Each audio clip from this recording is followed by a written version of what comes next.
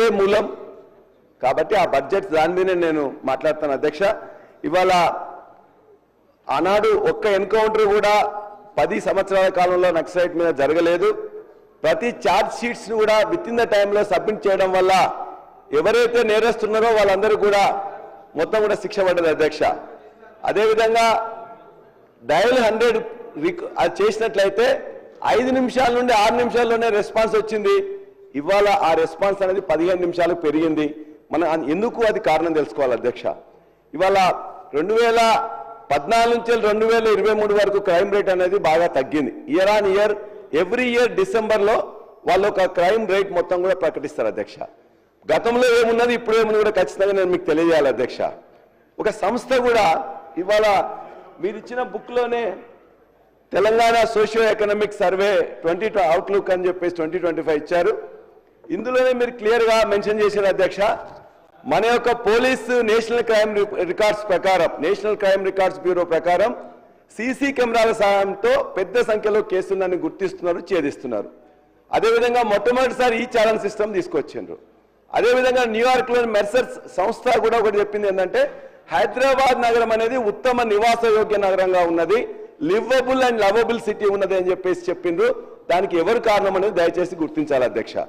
అంతేకాదు అధ్యక్ష, మరి ఇంత బ్రహ్మాండంగా ఉన్న దీన్ని అనేక పెట్టుబడులను ఆకర్షించి బ్రహ్మాండమైన హైదరాబాద్ నగరాన్ని నిర్మించుకున్న మనని ఇవాళ జితేందర్ డీజీపీ గారు నిన్ననే ఒకటి చేశారు. యాన్యువల్ రిపోర్ట్ ఇచ్చారు అధ్యక్ష.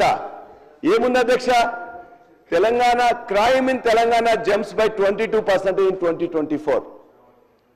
Telangana recorded 19,922 cases of crime against women in 2024. దరిదాపుగా 13.75% క్రైమ్స్ విమెన్స్ కి వ్యతిరేకంగా పెరిగినాయి అధ్యక్ష.